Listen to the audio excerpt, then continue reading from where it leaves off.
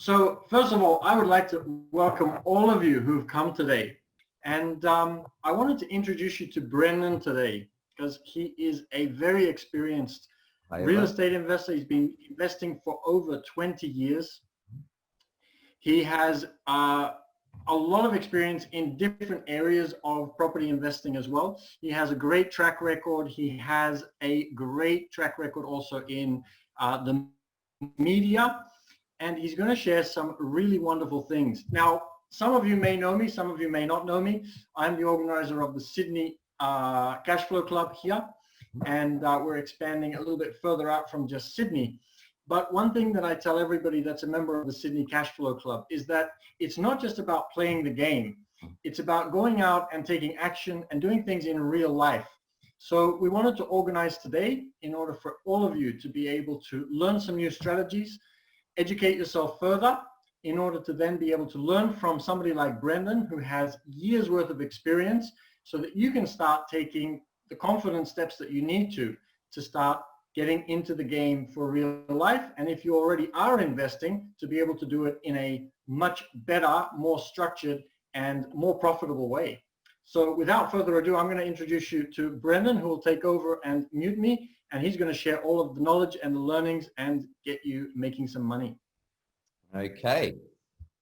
Thank you so much for that lovely introduction, Menno. I'll take it from here. Just to give you some context, everybody. So this is basically a webinar of three companies coming together. So Menno and his Sydney Cashflow Club and business coaching. And then we also have Igor Vasiliev. He does financial trading. And so the three of us have known each other several years now. We thought, look, this particularly in a time like this, when a bit of a crazy 2020 is just like what type of time, might be a useful thing to just get some of our content out that could be quite relevant to all of our databases. So I hope it's valuable for you. Just to give you the quick agenda for this evening, I'm just going to go through a variety of things. Then at the tail end of that, I'm going to leave some time for questions. We might not be able to get all your questions in. We'll obviously do what we can, of course. I'd love to get to all your questions. Throw them into the chat box. There's going to be like a little chat box there. You can type your questions in. As I said, we'll do our very best to get to the questions at the end.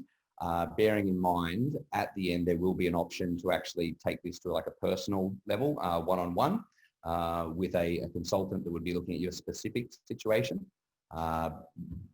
Truth be told, that's far more powerful for anybody that's actually looking to take action and buy some properties, because it's not just about the theory, as Menno was just pointing out. It's far more about, well, what can you actually do yourself in your own circumstances? So yeah, far better to actually get specific to what's possible for you. So I might just kick us off just with a bit of an explanation of how we all work. So as Menno mentioned, I've been buying investment properties around Australia for the last 20 years. So really very much buy and hold. I'm a big advocate of the long-term buy and hold strategy and staying in positive cash flow territory. My experience has been people that build big portfolios, they only do that by staying positive cash flow. It's simply not sustainable or scalable to continually stay in negative geared territory. Quickly, the banks don't want to lend you any money. It's very risky. You run the risk of losing the property. Not great. So that's been the last 20 years. In terms of actually working in this industry, I've been in the industry for 13 years, since 2007, fulfilled a variety of roles within the buyer's agent side. So obviously you have selling agents and buying agents. We work on the buyer's side, so people that are looking to build wealth through a portfolio. I have been doing that about 7 years now. So back to 7-8 years. So 2012 is when we got started there. And then Buyers Club, so this is the civic company, has just been the last 2 years. So we started that mid-2018. So just so you have a little bit of history about where this has all come about. So I started this with two other partners, Samara Metri and Ali Halak.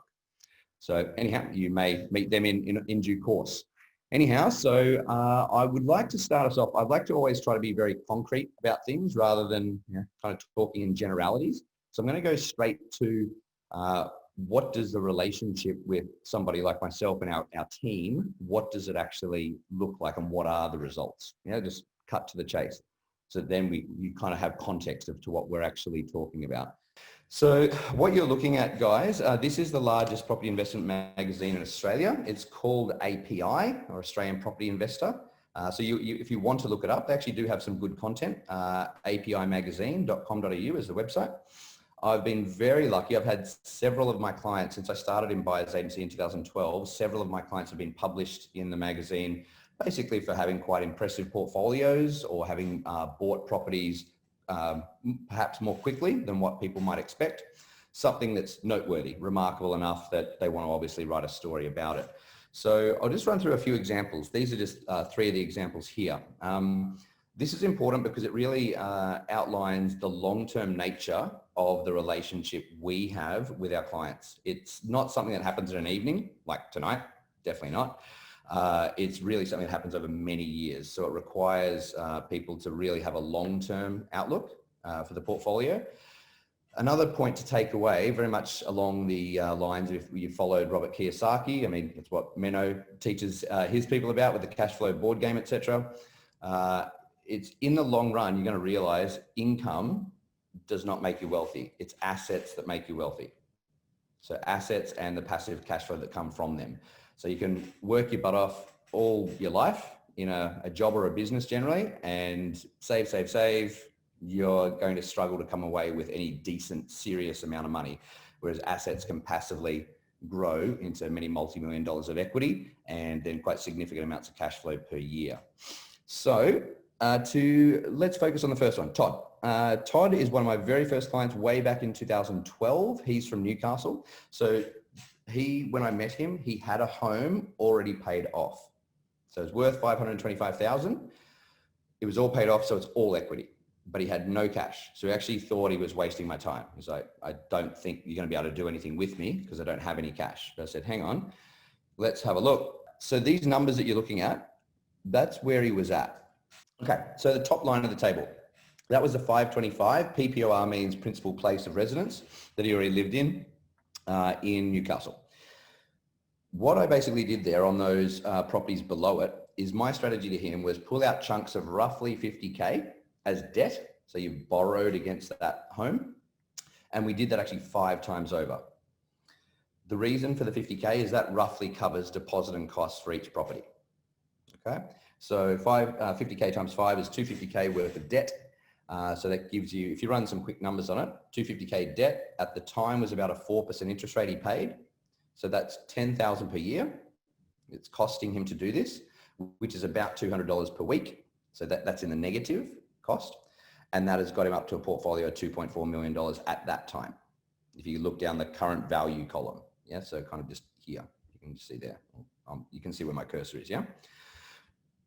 Now that's that $200 a week. What I said to Todd is we can find properties that are going to be well and truly more than the $200 a week that you're out of pocket by pulling that money out of your home.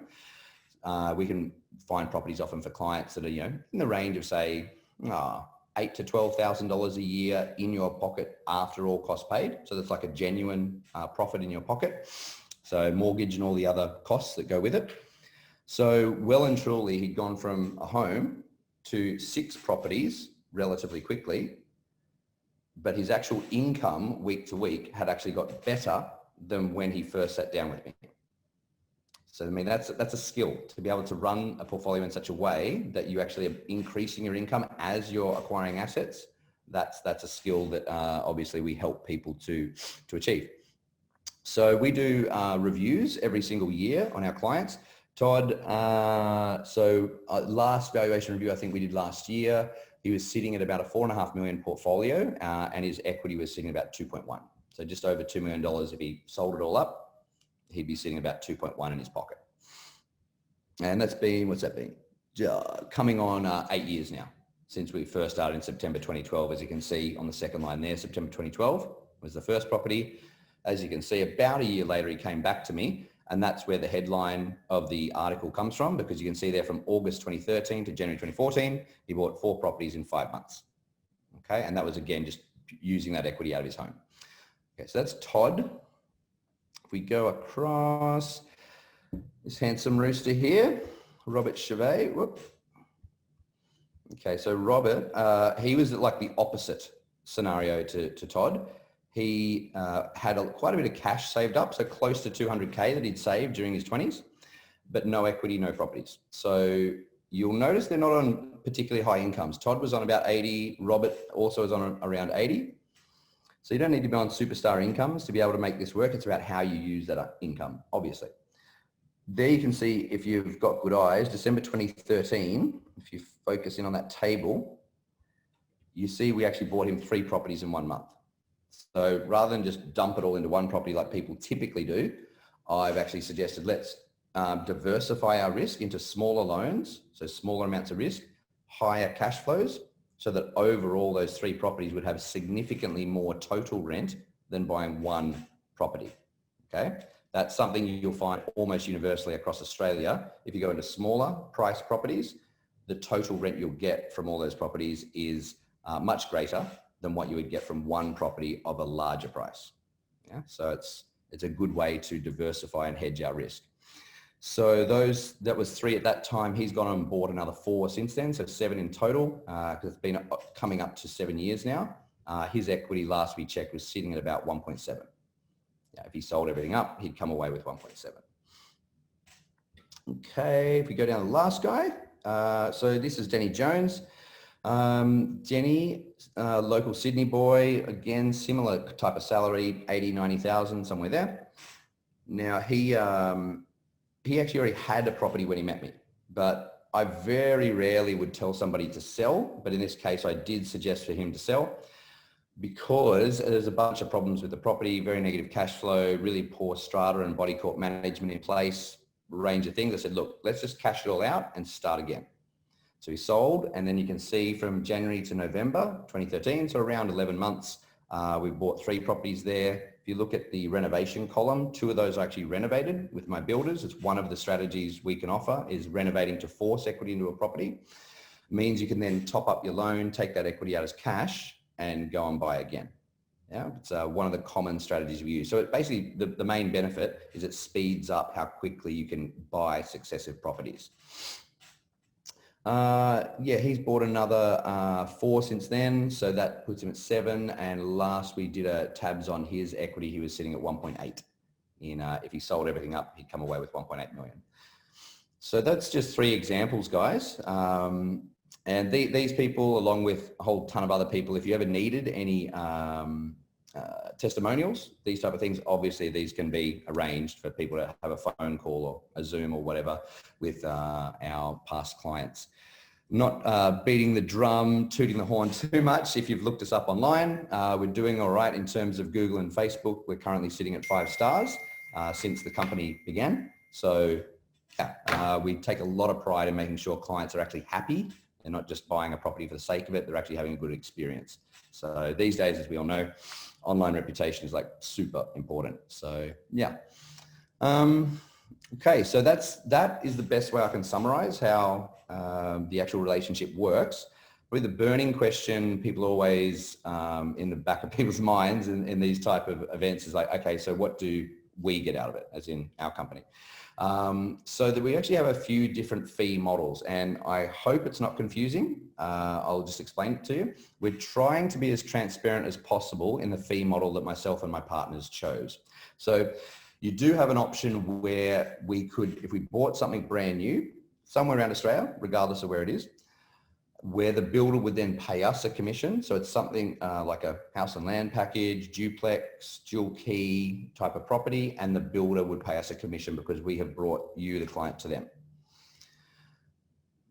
Because we're being paid on this selling side of the transaction, if you like, we do not charge you anything. So a typical scenario, someone would put down $2,000 as a holding deposit. Once they've actually gone ahead into a contract with the builder, we refund that $2,000 back to you, because we're getting paid by the builder. We believe you should only get paid on one side of the transaction, the buying or the selling, not both. As you may be aware, there's a lot of companies around Australia that actually get paid on both. They'll charge the buyer and they'll be getting money from the seller, like a builder, for example. So Double dipping, which as you can imagine, creates a conflict of interest. Don't think it's very ethical. So that's one model. So for people that hate fees, don't like paying fees, that would be the one to do for sure. If somebody is happy to pay a fee, so the fee we charge is $14,900 per property. So it's a per transaction basis fixed fee. There are no other hidden or sneaky percentages or anything. It's just that one fee per transaction. All of my staff's time and consultations, reviews, whatever work they need to do month by month, et cetera, that's obviously just all, we've factored that into that one fee. So on that 14,900, our expectation is the buyer should be getting a actual profit in the transaction. So when they buy, they should be able to see for themselves, I've actually made a profit by using Buyers Club. So how would that work? If you bought an existing property, so old, then we buy those cheap. So we buy both on-market and off-market properties, but a lot of our contacts around Australia are sending us properties before they get to the market. And if you know how to negotiate correctly with a seller, that's where you can really get quite deep discounts. So most, your average Joe Bloggs out there investor doesn't have access to off-market properties. So it's one of the reasons why people use us to leverage our network and our expertise to access such properties. Now, if you go brand new, the commission I mentioned coming from a builder, so $20,000 to $30,000, we actually pay that back to you, the client, literally, like cash, like an electronic funds transfer. So if I'm not sure who's following us on social media, but on Facebook and Instagram, you'll see tons of examples of people holding those ridiculous looking, 2-meter CBA checks and with a cheesy smiles for social media. That's basically, obviously, a marketing thing we do. When people often ask me, what are these checks about? Like, it sounds too good to be true. It's not, it's a real thing. All we're doing is rebating back the normal standard commission that we would receive from a builder under the marketing agreement. That's all it is. So as I said, simple principle, you should be able to see that you're either getting equity through a discount on an existing property or a commission coming to you from the builder, literally as cash. Either way, that amount of money is larger than our $14,900 fee per property. So it should create a case where it's a bit of a no-brainer to go with us. That's the way we've set up the fee model. Hope that all makes sense. If there is obviously any questions on how that works, then you can throw it in the chat box, or we can obviously speak after the webinar. Now just go through, I'll probably switch across. Okay, so just a few PowerPoints I've put together. So basically success in property, really like anything in life, is success is work, hard work, plus having a strong reason. This is again all what personal development, self-help is about, is you need to have a strong burning why. If there's a really strong burning why inside you, why you're going to achieve something, and you've kind of changed it from a could or a should or a maybe or, oh, that'd be nice, into a must, like obsessively, I must achieve this. That's the type of burning desire, as Napoleon Hill, Think and Grow Rich. If you've read that book, that's the burning desire and obsession you want to make something happen, because you just won't accept anything less. It doesn't become a choice. It's just mandatory. This must occur. That's the type of thinking that works for anything in life, whether it's property, sport, business, anything.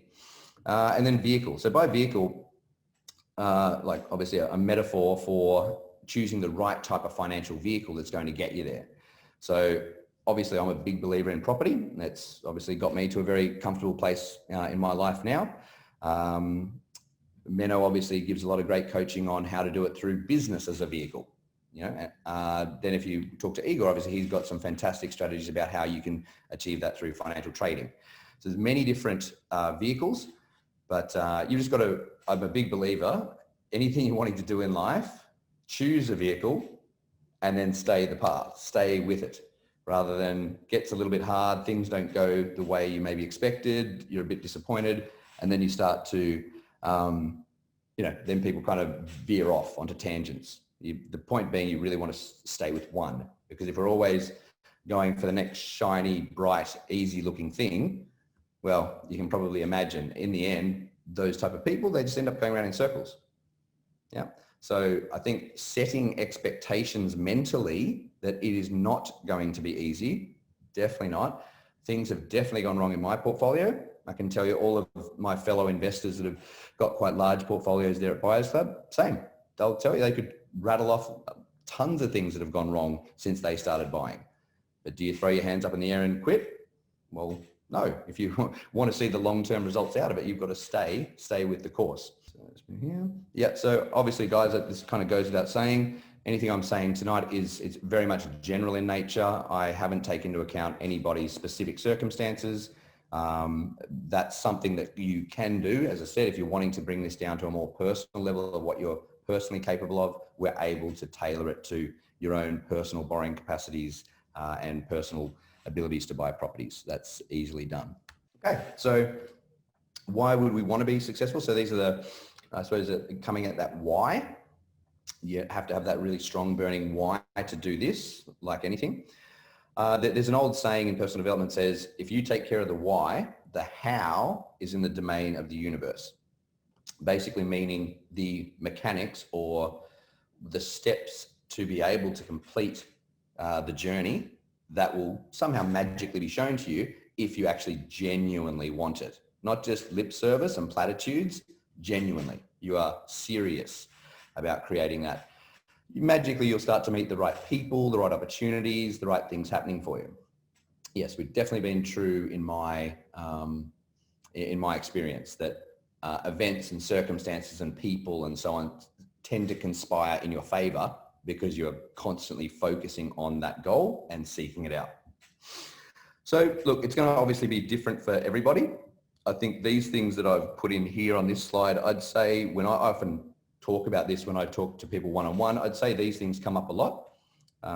It's sometimes because you really want to, I think, drill down a bit lower. Everyone will say that the standard, what are you trying to achieve? Everyone will be like, oh, the passive income, financial freedom. I've probably heard those two phrases like 17 million times in the last 20 years, which are great. That's true. But let's drill down a bit lower for what hits more in the heart, which might be along the lines of how you can impact your community, be more valuable to your family, be more present and available to your family, travel more, et cetera, et cetera. Whatever that is that actually emotionally, because really emotions are what drive action.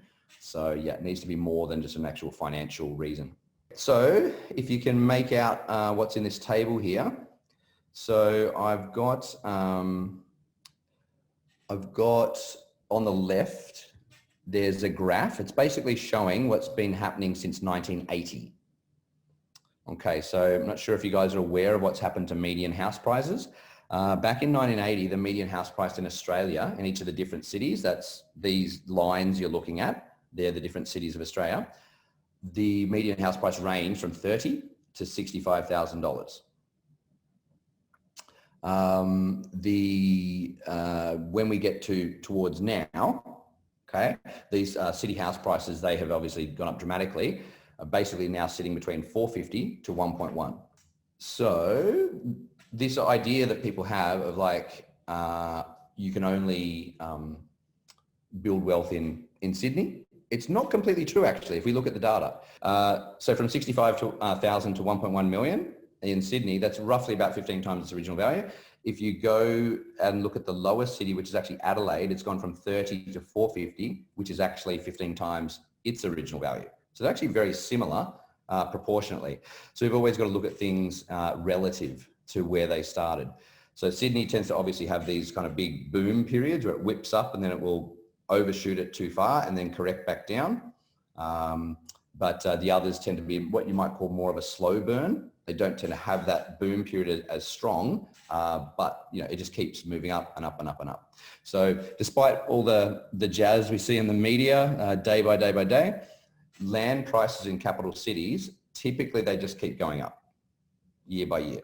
I mean, you might have periods where it flattens off or even comes down slightly in a recession, but generally speaking, land prices just keep going up.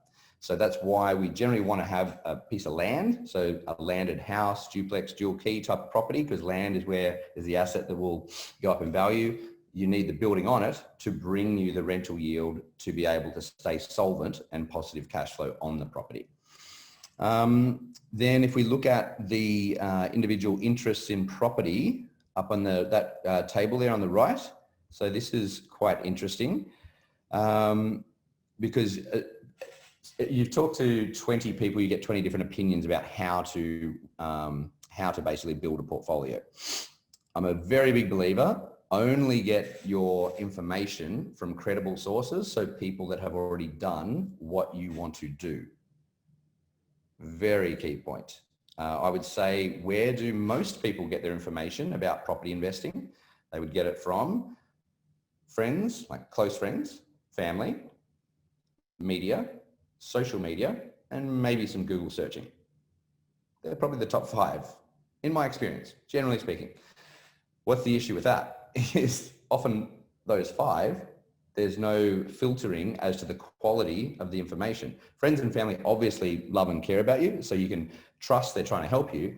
But if they've only ever bought their home or maybe a couple of properties, do you think they're probably the best person to be asking about how do you buy 20 properties? Probably not. You'd probably get a much better mentor for that. So yeah, you definitely want to talk to someone that's already done what you want to do and follow their advice, not the general advice most people are following. Okay, so the point of this table is once we get past home, so property interest means property ownership. See number 1, you got 72.8%. That's obviously a very high number.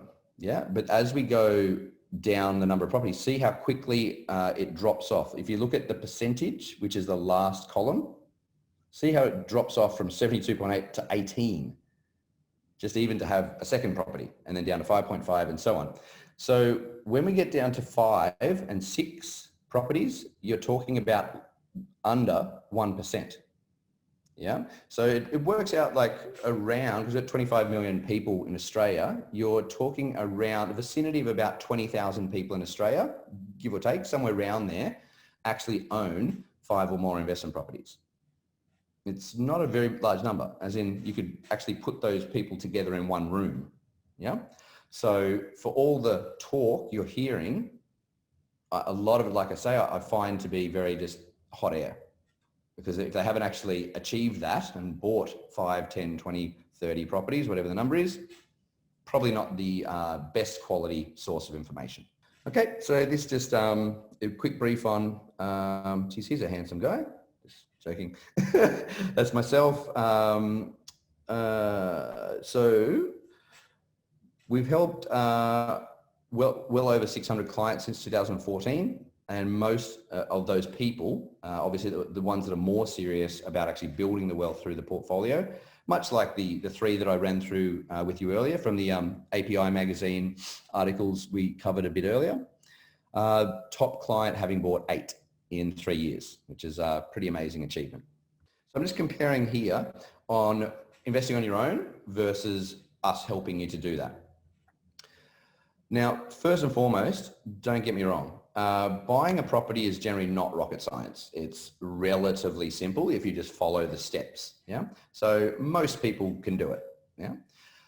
So it's not in any way to suggest you need to use us. I'd be the first person to say, absolutely, you can do it yourself. You can. And many people have done that very successfully by themselves. However, there's the average person out there, they're very busy. So, you know, they've got families, kids to look after, businesses, jobs, hobbies, other interests. They're trying to have a work-life balance. What a concept. So when it comes to a property portfolio, often that sits in the too hard basket or something that just doesn't have a lot of time or resources to dedicate to it. So I'm a very big believer, property is a team sport. Everybody that's ever been successful in property, whether it's in a buy and hold portfolio or building, development, whatever area it is, they have a team around them that they can trust. Very important concept. So we obviously form that team to outsource a portfolio for our clients. So it's a genuine one-stop shop type of idea. So anything you can imagine in building a portfolio, so ranging from finance broking all the way through the various types of building, then just the little things that need to be done along the way, building and pest inspections, conveyancing, so using our lawyers, the various types of building, so brand new builds, renovating properties, building up granny flats, so you can create a second income out of a property. All of these things we cover and advise you on what we think is appropriate at any point in time, but then more importantly, actually do it for you. So our typical client would sign pieces of paper along the way, and make decisions along the way, but they're not actually really doing it. We are project managing all of those services year by year for them. So yeah, I think in terms of comparing investing on your own versus us helping you, it's like we've all heard, you want to, one of the first keys to wealth creation is about leveraging. You want to leverage our time, our experience, our networks, our key contacts that we've built up over the years, so that you have people that do it every day, obviously are going to tend to be a bit stronger at something than somebody that is, doesn't do it every day. They're not a professional. It's not their area of expertise. So it'd be like, if you had a complex legal case going, oh, I'll give that a shot myself. Well, you probably wouldn't. If it was an important, complex case, you're going to engage a lawyer. If you had a serious medical problem, you probably shouldn't be jumping on WebMD and trying to self-diagnose. You should actually go to a doctor that can help you with that concern. It's very similar type of concept. So it's getting experts to do things for you in a professional way, rather than just giving it a kind of a amateur hack job yourself. And then in terms of, I suppose, more directly, in terms of a return on that investment, like I mentioned before, we only expect someone's going to go into a transaction with us where they can see they're actually making equity in a property, like an existing one, or they're literally receiving cash from a builder as the commission paid back to them. So dollar for dollar, the fee should make a good sense in terms of the return on that investment. So just probably skip across to the bottom right-hand side there. If you can see the last few points on the bottom right-hand side under what we do. These are just some very basic metrics that we will focus on for our clients. So greater than 7% capital growth in the suburb. So it's always suburb data that's important, not like a generalized type of metrics for a city. We want to look at a suburb. We also then get a greater than 5% rental yield. So you'll only get between, say, 2 to 4% rental yield typically here in Sydney or Melbourne. They're the lowest rental yield cities in the country. So to get more than 5%, a target range for us would be between 6 to 8%, okay, which will generally, that's going to put you comfortably into positive cash flow side. So you are actually putting money in your pocket after all the costs are paid for the property every week and every year. The last one, the third metric, is occupancy or vacancy. Okay, so they're basically the opposite of each other. So we want to get less than a 3% vacancy rate. So typically it's often 1 to 2 that we're going for in suburbs. So if it's sitting at a 2% vacancy rate, what does that mean in real terms? It means you should have, on average, 1 week of vacancy per year, which might be time when you're switching between tenants, for example. And most people are pretty comfortable to deal with that. Because I've stuck to this metric very strictly in my own experience, in my own portfolio, longest I've had something sit vacant in 20 years is about 3 weeks. It's actually not very long. But you really need to stick very strictly to that little vacancy rate rule. On top of that, just to let you know, we can also get rental guarantees from property managers, Ray White and McGrath and so on that we work with, or the builder if you're going to build brand new, because that's their way of getting you on board to get your business. But yeah, don't get seduced by a rental guarantee, because I think far more important is the vacancy rate that's going to exist in that suburb after the rental guarantee ends. The last point, actually I should probably say sitting underneath that is you have 3 factors that really influence these ones. So if you imagine those are like your headline kind of stats that we want to focus on, below that you have 3 other things that we also look at. So this is investment in infrastructure. So typically would be from the local council, state government and federal government. Then you'd also have population growth, so into the area, and also jobs growth. These are 3 key numbers you want to know, because they will directly influence the 3 that you're looking at right there. If you go then a step further down again, then you're starting to get into like property economics and micro and macroeconomics of the domestic economy, the broader global economy. For most average property investors, they probably don't need to understand that too deeply, because that's getting more into like what an economist would do. You don't want to be getting too academic about it. At the end of the day, you just want to know that these top 3 numbers here and the other 3 I mentioned, they are the ones you really want to make sure are in place for the suburb you're selecting. Now, how do we access this? As you probably picked up, I'm not a big fan of just people's subjective opinions. We actually buy our data, our research from external companies. So one we get a lot of our data from is Terry Ryder. He's based up in Queensland. He's been analysing the whole Australian market since the 1980s. So it's been over 30 years, very long time. Fair to say, he definitely knows what he's talking about. We would always feel more comfortable in following his recommendations rather than someone's opinion, even our own. We're not necessarily even following our own opinion. We're going to always go with objective third-party information. Okay, so then you can see here, this is quite important because this is what we call a due diligence pack. So when a property, so someone comes on board, we generally get them a loan, or we might set them up a self-managed super fund or a company trust structure. So there's different entities that we can buy within and different structures, and they have their own pros and cons, which again, I could go through more with somebody individually. Once that's set up and they're ready to buy in whichever structure we've chosen, then we go do a buyer's brief, the criteria, the location, the price, the rental yield, et cetera, then we go find that either from builders or from a private seller. We then email it to you. So we tend to email properties to a client 1 or 2 at a time for them to consider. These are the 3 documents that come across. So the evaluation, so that's going to include recent comparable sales in the market, cash flow spreadsheet. So that's going to show you, is it positive or negative cash flow, and what is the rent and what are all the costs associated with the property. And lastly, a research proposal. So that's on the house and all the surrounding area and the factors that would affect the purchase. So these are really key. That's generally the bulk of what you need to be able to make an informed decision. And then somebody will say yes or no to the property, and we just keep a little bit of a game of tennis kind of back and forward, and eventually somebody finds a property they're happy with and they obviously sign it up, and then we proceed through to settlement. It's a basic process. Okay, so this is our little flow chart. This generally takes about 3 months typically, 3 to 4 months. Let's call it 3 to 4. So roughly speaking, from somebody, they sign on with me and we get started, generally we'd say maybe a month to get your finance and or structure set up. So a self-managed super fund and or a company trust. Then about a month to find your property you're happy with to sign. And 3rd month for settlement, when then tenant in place, obviously rent starts to come in through the property manager.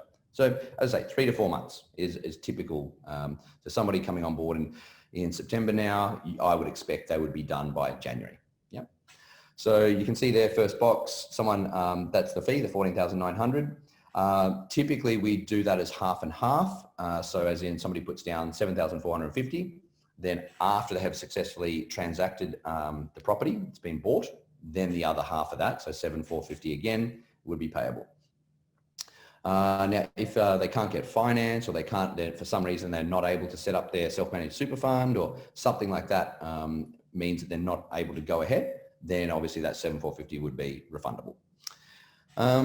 Finance, we can see there, get your loans in place for whatever the structure is that we are using, buying brief, criteria, then we go to the sourcing of the property from a builder or a private seller. Then you go down to the 3, present, select, and then make an offer. Then we go through to settlement. Once we actually signed a contract, all the stuff that needs to happen between then and so the signing of the contract to settlement, we obviously take care of all that for you. Can be a little bit stressful because there's a bunch of emails flying around typically. So conveyancing, that's your lawyers, building and pest inspections, and then also introducing you to your property manager and getting a tenant ready. So we're either going to switch managements perhaps for an existing tenant, or if it was a vacant possession from an owner occupier, then we would actually market it afresh through our property managers. So we have a tenant ready to go in on settlement days, so you're not out of pocket any days without rent. There are some searches that we do in this process as well. These are really important. People often forget about these, but these are really, people often ask like, what are the risks? Well, these are 4 searches that you should do to mitigate those risks. So they are a flood zone search, a fire zone search, title, the title of the property, and easements. Easements are things that run across or affect the property. So things like sewer lines, electricity, power boxes, could be like council rights of way across the property. Might not be actually a major concern, but you at least need to be aware of all of those 4 things and whether that actually is material to the risk of to a risk in buying the property, or whether it's all, you know, it's all fine, it's all kosher, we can go and roll through to settlement. So then we get across to, you'll see there are also the different types of building that we can do. So renovation, granny flat, new house build, and off the plan build. We would obviously advise you on all of this. That's what we do, is giving you that advice. At the end of the day, it's up to you though. Like, you are the client, so people listen to our advice. Some people follow because they're like, well, you guys are the experts, I want to hear what you got to say. Other people have their own ideas, and that's completely okay too. We can obviously be guided by their ideas if they have a strong requirements for what the property needs to be like. Okay, so then once we have finished that, we basically would review. So people signing up now, I would then review with them when we get to the end of this process, say in January, and then we go to revalue that property, refinance it potentially at the appropriate time. It's obviously not immediate, to get equity out of the property, and because that can create our deposit and cost to go into the next property. And then you can see reinvest into the next, and then repeat that until you reach your goals. And reaching those goals and giving someone a bit of a trajectory of what they can actually achieve over the coming years is one of the things I can do with you in person based on your real numbers. Yeah, as you saw back in the API magazine articles, I mean, those guys, yeah, it didn't happen by them sitting down with me once. It happened by them working with myself and my team over 7 or 8 years. So there's a lot of phone calls, a lot of ongoing work to make it all happen. Okay, so this is just touching on leverage. So leverage is a very basic, I think most people understand what leverage is, really using a loan so that you can increase the total amount of asset that you have working for you. Or other people's money. You're using the bank's money to become wealthy. So these are just some of our key points that we'd want to have in place. So you see the first one there, having positive cash flows. We've talked about the 3 metrics: capital growth, rental yield, and a low vacancy rate. The last one, the next one there is use equity whenever available, because you're trying to get yourself into as big a portfolio that is positive cash flow still as quickly as possible. Why do I say that? Some simple maths. Imagine somebody is sitting on a $4 million portfolio and they get just a very mediocre basic capital growth rate, like 5% growth. 5% of 4 million is $200,000 a year. So you're actually getting $200,000, which is compounding, because it's a compounding growth year by year. 200 grand is, well, for the average Australian, that's definitely more than what most people are making from their job. And this is happening whether you roll out of bed in the morning or not. It will happen. It's just going to happen passively in the background. Long-term buy and hold, next point, 10 to 20 years. I think 10 to 20 years is, like, for me personally, I think is the minimum. So I've personally never sold a property. I've bought a lot, but I'm not a believer in selling unless there's a really strong reason to do it. I would always prefer to pull equity out of a property if I was needing extra cash rather than sell. Why do I say that? When you sell, what happens? Generally, if it's an investment property, you've got capital gains tax that you lose the ATO. And it's typically, for someone on a good income in the year of sale, you'll probably pay 24% tax. Can touch on a strategy about how we can avoid paying tax on properties shortly. I'll touch on strategy soon. Then also, when you go to sell it, you've got agent costs for the agent that goes to sell it for you. And then what happens when the money comes cashed out? Then usually people go and reinvest back into a property again or something. And then usually that has more transactional costs to go in, such as stamp duty, conveyancing, building and pest inspection. So I would always prefer to pull equity out, because when you pull equity out, yes, you pay interest on the extra bit of borrowing, but we're only talking about, what are we talking here? 2.5%, 3% at the moment. lowest interest rates in Australian history, and there are no costs. You're not paying any tax, any costs. So it avoids all these transactional costs, because that's one of the major downsides of property is transactional costs. The transactional costs are high. So we want to minimize that. So, and then get our head out of buy, sell, trading mentality, which a lot of people have, over to acquisition and growing, accumulating a portfolio mentality. Yeah, always better, in my view, to get to the next property and the next and the next, rather than buying and selling and trying to cash out more and more as we go. So I hope that makes sense. Opportunities to make money in each deal. So this is very pertinent in the current market. People, I think good advice is wise investors are always looking for opportunities to make money, no matter what type of market they're in. Okay, so not just your typical person that jumps on the bandwagon and wants to do it like when Sydney's running like a bull market and every man and his dog overnight becomes an investor and wants to buy a property.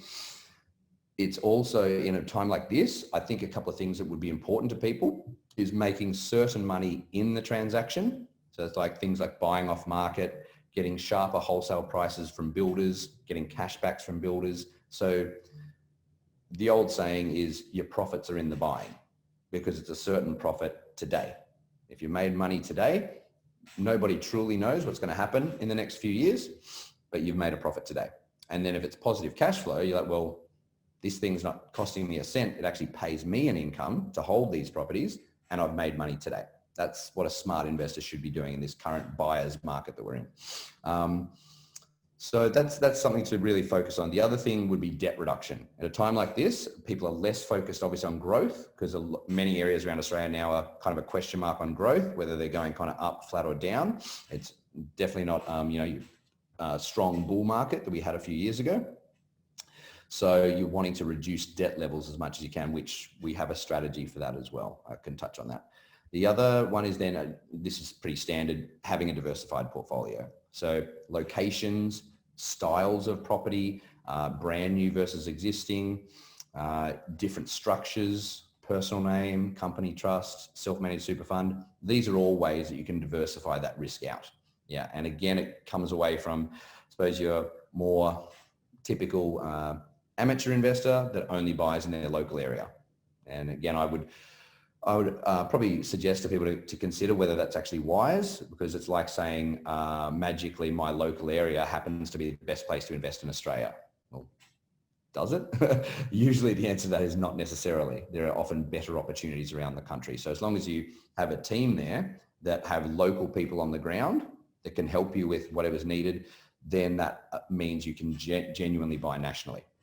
Okay, so these are just some basic properties. These are not particularly amazing, just some very standard kind of property deals we've done recently. So you'll see the first one there. It's actually like a very recently built duplex. So meaning it's symmetrical, side A, side B. So you actually have two tenants in there. So two rents being created. The purchase price was 600K. The comparable sale, so the valuation done was at 630. So we'd basically saved $30,000 below the valuation for our buyer, and it's tenanted at 650 per week. So this is a 5.6% gross yield. If anyone's not familiar with gross yield, it's pretty simple and very useful to remember. It's the annual rent you receive divided by the purchase price. Okay, and that allows us to compare all of Australia. Sydney and Melbourne, as I said, you're sitting between 2 to 4%. We have a target typically to be between 5 to 8 in that range, which pushes you across into positive cash flow. Second property there, this is 340,000. The valuation was at 360. So that basically we've saved 20K for our buyer. Rent is 360, 2017 build, so 7 years old now. And that works out at a 5.5% yield. So a pretty standard type of investment property, that one. Third one, more of a high yield. This is up at 7%, as you can see. So bought it for 415. Comparable valuation was 440. So we've saved 25,000 there. And it's tenanted at 560 per week. So it's actually an old house at the front with a granny flat at the back that's just been built in 2016. So the granny flat's relatively new. Yeah, so just to give you some examples. And yeah, don't take from that we only buy around Brisbane. That's not the case. It's all up the eastern seaboard is fair to say. We don't touch much across in Darwin and Perth. there's honestly, people are not even interested. It's not on their radar. But anything kind of ranging anywhere from Adelaide all the way up kind of Melbourne, Sydney, all the way up to Southeast Queensland, all of those cities along that stretch we buy in.